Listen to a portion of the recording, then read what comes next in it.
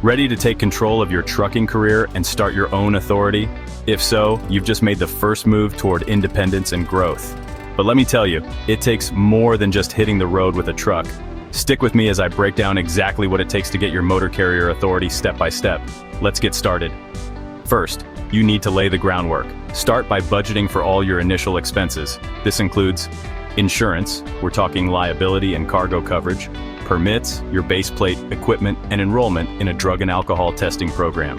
On top of that, the Owner-Operator Independent Drivers Association, UOIDA, recommends saving at least 60 days worth of operating capital before hauling your first load. Why? Unexpected expenses can hit hard in the first couple of months. Next, let's make it official. Name your company. This is your brand, so make it memorable. Decide whether to incorporate your business. Incorporating can protect your personal assets and offer tax benefits. Pre-approve your insurance. This means you'll need both BIPD, bodily injury and property damage, and cargo insurance. If you're applying for broker authority, you'll also need a surety bond or a trust fund in place. Lastly, ask yourself, how will you find freight? Will you work directly with shippers, or will you use brokers?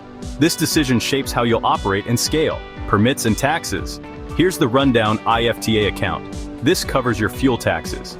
UCR permit, required to operate in the United States. Heavy highway use tax, Form 2290. Pay this annually for vehicles weighing over 55,000 pounds.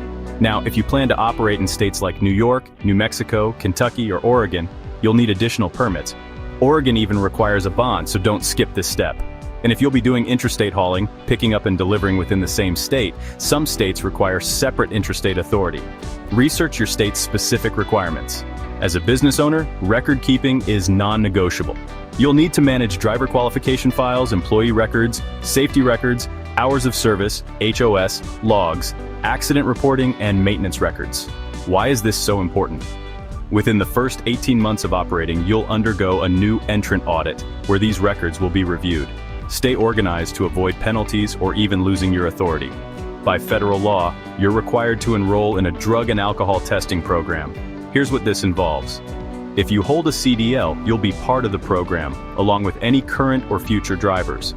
You'll need to complete a 120-minute supervisory training course. And every company must assign a DER, that's a designated employee representative, to manage the program and records. Stay compliant. It's not optional. Once your permits are in place, your business is structured, and your compliance boxes are checked, you're ready to haul your first load.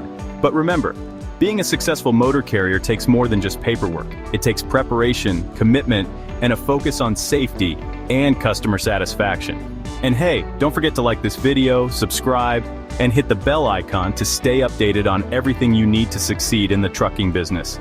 Here's to your journey on the open road. Need help keeping it all straight? Check out the link in the description for our free Motor Carrier Authority checklist.